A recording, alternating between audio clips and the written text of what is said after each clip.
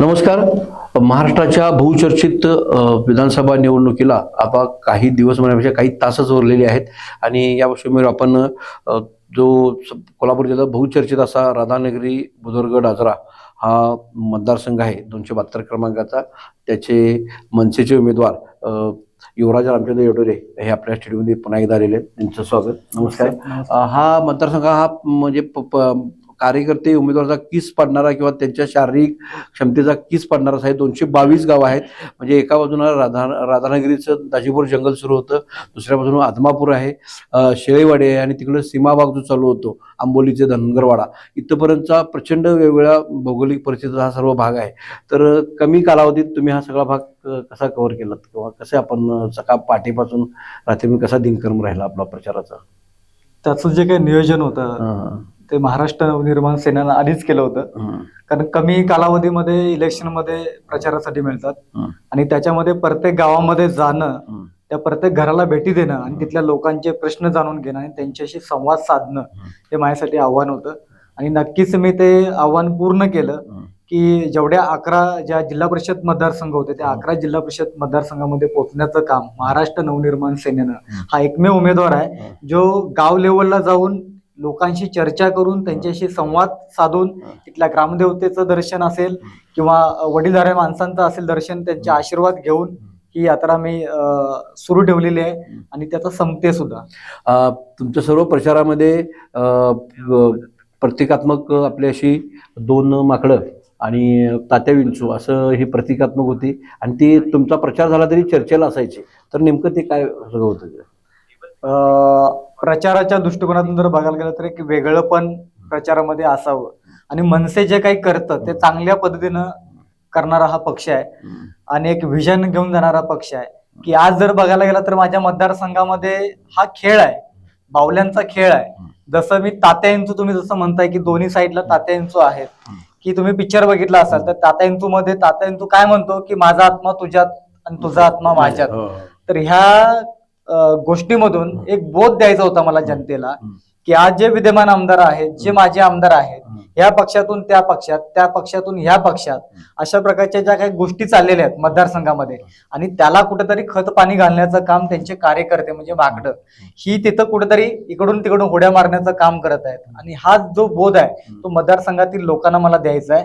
कारण आज जर बघायला गेलं तर जी शिवसेना आहे, मूळची शिवसेना आहे, जे निष्ठावंत आहे त्यांना तिकीट नाही मिळालं. मात्र आज उपरा उमेदवार त्या ठिकाणी येतो जो 2014ला विद्यमान आमदारांच्या वरती टीका करणारा व्यक्ती, तो आज सेनेचा उमेदवार, अधिकृत उमेदवार म्हणून त्या ठिकाणी उपरा उमेदवार म्हणून येतो आणि त्याच्या पाठीमागं शिवसेनेचे खंदे कार्यकर्ते, निष्ठावंत कार्यकर्ते त्यांच्या पाठीशी राहतात. ही खेदजनक गोष्ट आहे. म्हणजे नेते सोयीस्कररित्या आपली भूमिका बदलतात, अगदी एका दिवसात एका रात्रीत बदलतात आणि जे इमोशनली कार्यकर्ते गुंतलेले असतात, म्हणजे रुटीविटी व्यवहार होत नाही किंवा कुठल्या कार्यक्रमाला एकमेकांना जायत नाहीत गावातल्या, इतपत ते टोकाची त्यांची ईर्ष्या असते. तर त्या सर्व कार्यकर्त्याची म्हणजे कोणता झेंडा हाती घेऊ अशी एक गुची नेमकी झालेली असं वाटतं का? 100% झालेली आहे. आज त्यांनाही कळत नाही की आज जर तुम्ही बघायला गेला तर प्रत्येक गावातल्या व्हॉट्सअप ग्रुपवरती जी चर्चा आहे ती एकमेकावरती फक्त टीका करण्यापर्यंतच आहे. त्याच्यामध्ये कुठलाही विकासाचा मुद्दा किंवा आम्ही काय करायला पाहिजे किंवा काय करणार आहोत हा कुठलाच विकासाचा मुद्दा ते देत नाहीत आणि जनतेसमोर आणत नाहीत. फक्त ह्यानी गद्दारी केली, हा महागद्दार, ह्यानी एवढे खोके आणले, त्यांनी तेवढे खोके आणले, ह्यानी तिथं खाले, तिथं इथं खाले, अशा प्रकारचे जे काही प्रश्न घेऊन चाललेले आहेत ते कुठंतरी आपल्याला थांबवणं गरजेचं आहे. आणि आपण काय करणार आहोत आणि ह्याच्या माग जे काय झालेलं आहे ते बघण्यापेक्षा आपण पुढे काय देणार आहोत हे व्हिजन लोकांपर्यंत ठेवणं गरजेचं आहे. आणि कार्यकर्त्यांचं जर बघायला गेलं तर आज त्यांना कुठंतरी मग मटणाचे फोडं, दारू आणि कुठेतरी पेट्रोल घालून जर त्यांच्या बाईकचा जर बघायला गेला तर रॅलीच्या रॅली निघतात, त्या खर्च जर आई बाबाला परवडत नाही त्यांचा खर्च आणि मेंटेनन्स खर्च आहेत ना त्याला कुठेतरी. आज कुठेतरी 300 आणि 500 रुपयाचं पेट्रोल घालून जर तुम्ही सायलेन्सर काढून वाजवून गावामध्ये जर हे करणार असाल तर ते कुठेतरी चुकीचं आहे. आणि नेमकं त्या कार्यकर्त्याला योग्यच ठिकाणी आणणं किंवा त्याला रोजगार देणं हे मुख्य उद्देश न हे करता त्यांना बेरोजगार कसं बनवता येईल हेच मतदारसंघामध्ये चाललेलं आहे. आणि कुठंतरी निष्ठा नावाची गोष्ट, कुठंतरी अभिमान पाहिजे की आपल्याला बाबा आपण चांगल्या नेत्याला, त्या ठिकाणी विजन असणाऱ्या नेत्याला निवडून दिलं पाहिजे. फक्त हे सोयीचं राजकारण करणार आणि आपण ते काय करणार त्याच्यावरती आपण त्यांच्या पाठनं फिरणार, हे कितपत योग्य आहे हे मतदारांनी आणि त्यांच्या कार्यकर्त्यांनी सुद्धा त्या ठिकाणी म्हणजे हे करणं निश्चित. आज 2 विद्यमान आमदार आहेत आणि 2 इच्छुक असे आहेत जे गेले 20 वर्ष ह्या सगळ्या घडामोडीमध्ये आहेत. मौनी विद्यापीठाची एक मोठी परंपरा या तुमच्या याला आहे की जिथनं BA BEd असेल किंवा ग्रामीण भागात विद्यापीठ ही एक मोठी शैक्षणिक क्रांती तिथनं सुरुवात झाली होती. या पार्श्वभूमीवर आता DEd कॉलेज निघालेले आहेत, BEd आहेत, नर्सिंग आहेत, हे काढलं की तो करतो, ते काढलं की ते करतो. म्हणजे हे फक्त स्टंटबाजी आहे की नेमकी गरज आहे भागातली आपल्या इथे? नाही, हा आता झाला इन्कम सोर्सचा भाग झाला.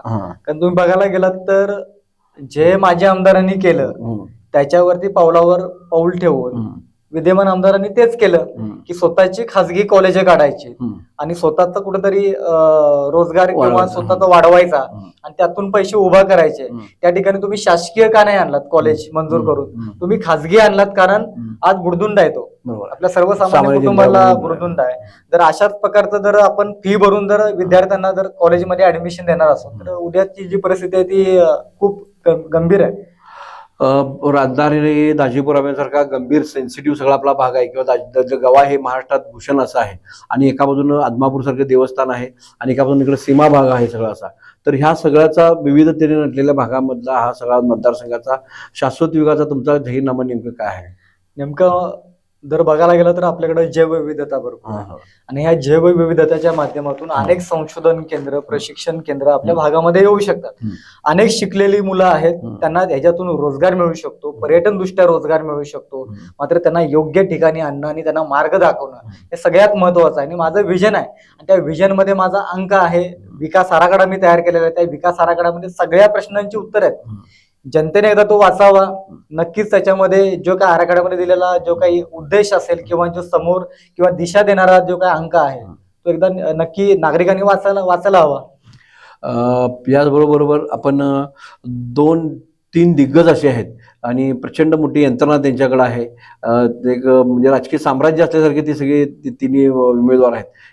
या संदर्भात या पार्श्वभूमीवर तुमचं वेगळेपणा तुम्ही काय मतदारांपर्यंत पोहोचण्यासाठी केलेलं आहे? मी सर्वसामान्य कुटुंबातला व्यक्ती आहे. मला लोकांना हेच सांगायचं आहे की आज यांची घरं भरलेली आहेत. हे तुफान पैसा तुमच्यावरती ह्या निवडणुकीच्या काळामध्ये वतणार आहे, वता लागलेले आहेत. ह्याच्या आधी जर तुम्हाला अडचण आली असेल त्यावेळी तुमच्या जागेला किंवा तुमच्या इथं उभारायला कोणी तयार नाही. आज जर प्रचाराची यंत्रणा बघायला गेला तर गाव लेवलला पताकाच्या पताका, झेंड्याच्या झेंडे लावलेले आहेत. एक साधं उदाहरण आहे की आपल्या महाराष्ट्राचे दैवत छत्रपती शिवाजी महाराज ज्यावेळी जयंती असते त्या जयंतीला सुद्धा अशा इतक्या मोठ्या प्रकारे गावागावामध्ये झेंडे किंवा अशा पताका फडकवल्या जात नाहीत. मात्र इलेक्शनच्या काळामध्ये अफाट पैसा खर्च करून स्वार्थासाठी अशा प्रकारचा प्रचार करून लोकांना भासवायचं की आमच्याकडे गर्दी जास्त आहे किंवा हे बघितल्यानंतर लोकांना वाटावं की आकर्षण लोकांनी आपल्याकडे यावं, या दृष्टिकोनाचा त्यांचा प्रयत्न आहे. मात्र आज जनता खूप शानी झालेली आहे.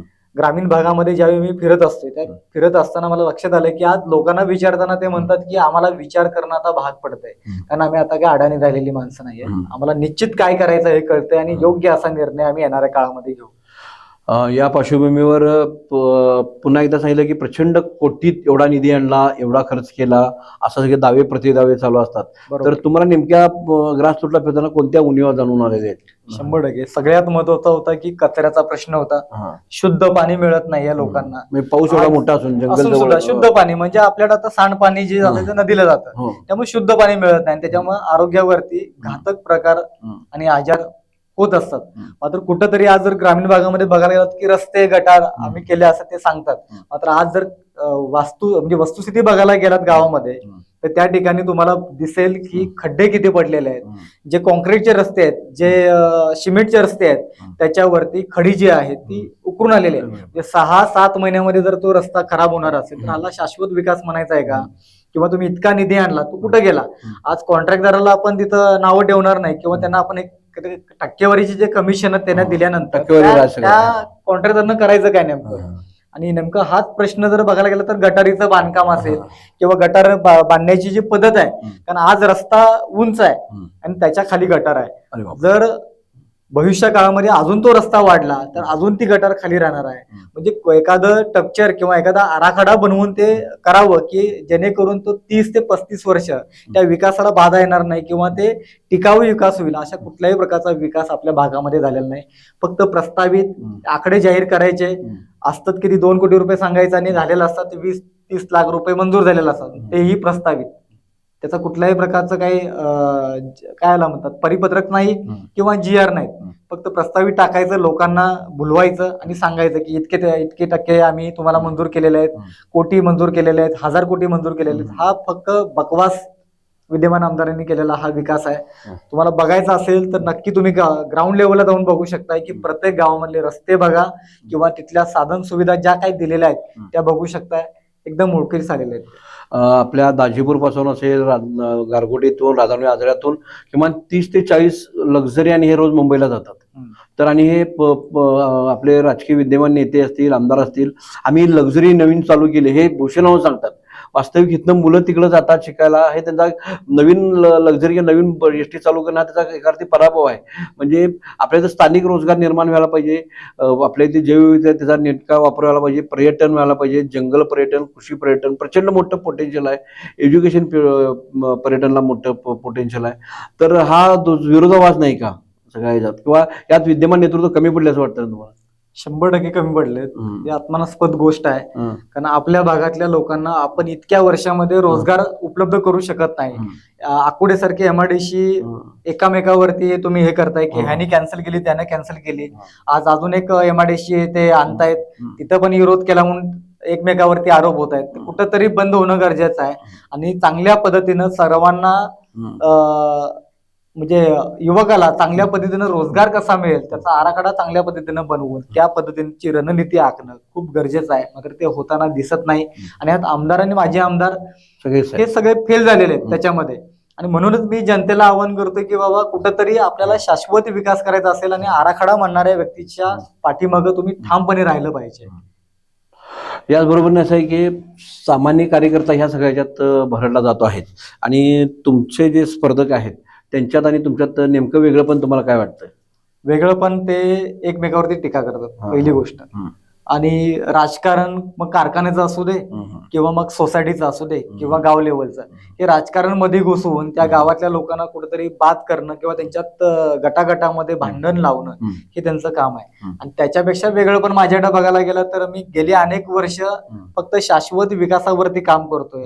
एवढा मोठा हा आराखडा बनवलेला आहे विधानसभेचा, जसं सन्माननीय राजसाहेब ठाकरेंनी महाराष्ट्राचा विकास आराखडा बनवला, जगाला हेवा वाटेल असं महाराष्ट्र ते घडवणार. त्याच पद्धतीनं महाराष्ट्राला हेवा वाटेल असा राधानगरी घडवण्यासाठी जो विकास आराखडा मी तयार केलेला आहे त्याच्यामध्ये प्रत्येक मुद्दे वाईज आराखडा म्हणजे कसं चित्र दाखवून किंवा व्हिडिओ करून नाही, त्याच्यामध्ये लेखणी अतिशय चांगल्या पद्धतीनं काय करता येईल, कल्पना काय आहेत, माझ्या योजना काय आहेत, काय करता येईल या संदर्भातल्या त्या आराखड्यामध्ये दिलेला आहे. मी पुन्हा पुन्हा सांगतो की तो वाचणं गरजेचं आहे, वाचल्याशिवाय काही समजणार नाही. वाचणं गरजेचं, तरी त्यातले काही 2, 3, 4 मुद्दे हायलाइट आहेत जे तुमचे 100%. आपल्याला बाल संगोपन आहे, त्याच्यानंतर महिला कायदा आहे, पर्यटन दृष्ट्या आपण विकास करू शकतो, या ठिकाणी शुद्ध पाणी आपण देऊ शकतो, चांगल्या प्रकारचे रस्ते आपण देऊ शकतो, सांडपाणी व्यवस्थापन आपण करू शकतो, कचऱ्या संदर्भातले काही प्रकल्प आहेत ते आपण त्या ठिकाणी राबवू शकतो. अशा अनेक उदाहरणं आहेत. आपण आपल्या प्रचारात कल्पकतेनं विविध पारंपरिक ह्याचा वापर केला, त्यामध्ये शाहिरी केल्याचा, शाहिरी पोहण्यांचा वापर केला. तर तो अनुभव कसा होतो की तुमची नेमकी काय आहे त्यामध्ये संकल्पना? सगळ्यात महत्वाचं, छत्रपती शिवाजी महाराजांच्या काळात देखील शाहीर अन्यायाविरोधात आवाज उठवायचे आणि तोच आवाज आज जिथं अन्याय झालाय, आपल्या राधानगरी विधानसभामध्ये अन्याय झालाय, तो अन्याय कुठेतरी दूर व्हावा आणि या शायरीच्या माध्यमातून त्या लोकांची जनजागृती व्हावी आणि ती कला आहे, ती कला कुठेतरी जोपासणं गरजेचं आहे आणि जुन्या जाणत्या लोकांना तिथपर्यंत घेऊन जाणं हा माझा एक उद्देश होता त्याच्या माध्यमातून. राज ठाकरे आपले अध्यक्ष महाराष्ट्राचा विकास आराखडा घेऊन, महाराष्ट्राचं ब्ल्यूप्रिंट विकासाचे घेऊन पुढे गेलेले आहेत. तुम्ही 222 गावाचा हा सगळ्यात मोठा, महाराष्ट्रातील सर्वात मोठा असा मतदारसंघाचा विकास आराखडा घेऊन पुढे गेलेला आहे. तर आता या सर्व पार्श्वभूमीवर शेवटच्या टप्प्यात आता मतदारांना तुमचं काय आव्हान आहे? सगळ्यात महत्वाचं आहे की मी मगाशी तेच सारखं तेच सांगतोय की विकास आराखडा जो विकासाचं विजन घेऊन जाणारा व्यक्ती आहे, सर्वसामान्य कुटुंबातला व्यक्ती आहे, तुमची जाण असणारा व्यक्ती आहे, तुम्ही जे काम करताय त्या कामातनं मी आलेलो आहे. त्यामुळे मला माहिती आहे की नेमकं सर्वसामान्य कुटुंबातल्या व्यक्तीचं व्यथा काय आहे, त्याच्या अडचणी काय आहेत. आज जर बघायला गेलं तर शेतकऱ्यांच्या 7-12वरचे प्रश्न सुटलेले नाहीये. आज जर बघायला गेलं तर शुद्ध पाणी, आपल्या नदीचं शुद्ध पाणी आपल्याला मिळत नाही ग्रामपंचायतच्या माध्यमातून. आज जर बघायला गेलं तर महिलांना योग्य प्रकारचं प्रशिक्षण दिलं जात नाही. आज जर बघायला गेलं तर प्रत्येक बस स्टँड वरती तुम्हाला महिलांसाठी शौचालय मिळत नाहीये. आज जर बघायला गेलं तर एक व्यासपीठ देणं गरजेचं आहे जे महिलांना, ते आपण देऊ शकत नाहीत. युवकांना व्यावसायिक दृष्ट्या प्रशिक्षण देणं गरजेचं आहे, ते आपण देऊ शकत नाही. त्या माध्यमातून आज जे प्राथमिक शिक्षण आहे त्या प्राथमिक शिक्षणाला एक उच्च असा दर्जा देणं गरजेचं आहे, तेही आपण देऊ शकत नाही. अशा अनेक मुद्दे जे आहेत त्या मुद्द्यांवरती मी काम करणारा व्यक्ती आहे, एक विकास आराखडा मांडणारा व्यक्ती आहे. आज जर बघायला गेलं तर 2014 साली ज्यावेळी शिवसेनेमधून प्रकाश आंबेडकर त्या ठिकाणी निवडून आले, त्यावेळी त्यांच्यावरती हल्ला करणारे, त्यांच्यावरती बोलणारे हे राष्ट्रवादीचे के.पी. पाटील साहेब होते. आणि आज तेच के.पी. पाटील साहेब आज पुन्हा शिवसेनेमध्ये जाऊन एकमेकावरती, इकडं पण सेना आहे इकडं पण सेना आहे, एकमेकावरती चिखलफेक करत आहेत, एकमेकाची प्रॉपर्टी काढत आहेत. तू किती कमवलं, मी किती कमवलं, शेती किती घेतली, ह्याच्यावरती जर आपण राजकारण खेळणार असो आणि 30 लोक तुम्ही जर निवडून देणार असाल तर ते राजकारण तुमचं तुम्हाला ते लक लाभो, जनतेला लक लाभो. मी आज विजन घेऊन जाणारा माणूस आहे, एक सर्वसामान्य कुटुंबातला व्यक्ती आहे. एक तळमळीनं सांगतोय की एकदा फक्त युवराज येवलेला 5 वर्ष द्या. ह्या 5 वर्षात जर युवराज येवलेला शाश्वत विकास मतदारसंघामध्ये घडवला नाही तर पुन्हा तुमच्याकडे मी मतं मागायला येणार नाही, हा शब्द या माध्यमातून मी देतोय. अगदी आता कमी वेळ राहिलेला आहे, त्यामुळे आपण या मुलाखतीच्या समारोपाकडे येताना तुमचा मुद्दा खरंच लोकांना पटण्यासारखा आहे की तुम्ही आरोप प्रत्यारोपच्या पासून बाहेर येऊन 3 ह्या आरोपांच्या उमेदवाराच्या कोणत्याही ह्याच्यात नसता तुम्ही विकासाचे बेसिक मुद्दे मांडलेत जे आता तुम्ही सांगितलेले आहेत. तर ते मुद्दे युवा पिढीला, आताच्या असणाऱ्या पालकवर्गाला पटतील, महिला युवतींना पटतील आणि तुम्ही एक चांगलं यश मिळवाल असा तुमचा विश्वास आहे. तसं एक आव्हान तुम्ही आमच्या लाईव्ह टीव्हीच्या माध्यमातून करावं असं विनंती करतो. 100% मला माझ्या राधानगरी विधानसभा मतदारसंघातील सर्व जनतेला मी आव्हान केलेलंच आहे आणि ती जनता सुज्ञ आहे आणि ती विचार करणारी आहे. कारण मी आज ग्रामीण भागामध्ये फिरत असताना, चर्चा करत असताना, संवाद साधत असताना, त्यांचा आशीर्वाद घेत असताना मला एक जाणवून आलं की आज लोक विचार करायला लागले की कोणत्या उमेदवाराला निवडून द्यायचं. ह्याच्या आधी काय होत होतं की एखाद्या नेत्यानं सांगायचं की ह्या व्यक्तीला निवडून द्या आणि मग आपण त्याला निवडून द्यायचो. मात्र आज ती परिस्थिती राहिलेली नाहीये. आज जनतेमध्ये जरा बघायला गेला तर आज विचारलात की निवडून कुणाला देणार आहात तर ते म्हणतात की आमचं ठरायचं आहे, आम्हाला विचार करू द्या की कुठल्या व्यक्ती चांगलं काम करू शकतो, कोणता व्यक्ती निष्ठावंत आहे, कोणता व्यक्ती विकासाचा मुद्दा घेऊन जाणार आहे आणि तो काम करू शकतो, सक्षम असं नेतृत्व घडवू शकतो, अशा व्यक्तीच्या पाठीमागे राहणारी ही जनता आज आहे. आणि त्याचा मला आनंद आहे की ती जनता आज माझ्या पाठीशी असेल किंवा आणि शाश्वत विकास मानणाऱ्यांच्या व्यक्तीच्या पाठीशी असेल. नक्कीच राधानगरी विधानसभा मतदारसंघातील सर्व जनता, मतदार बंधू भगिनी जे काही निर्णय घेणार आहेत किंवा जो काही बटन दाबून 20 तारखेला येणाऱ्या मतपेटीतून जे काही घडवून देणार आहेत ते मान्य असणार आहे आणि नक्कीच बदल करतील असा माझा विश्वास आहे. महाराष्ट्रातील सर्वात मोठा 222 गावांचा असणारा 272 क्रमांकाचा हा राधानगरी बुजुर्गड जरा मतदारसंघ आणि त्यामध्ये मनसेचे युवराज रामचंद्र येवढरे यांच्याशी आपण हा शेवटच्या भेटीत धावता असा हा संवाद साधलेला आहे. पुन्हा एकदा लाईव्ह मराठीच्या वतीने त्यांचे आभार आणि शुभेच्छा.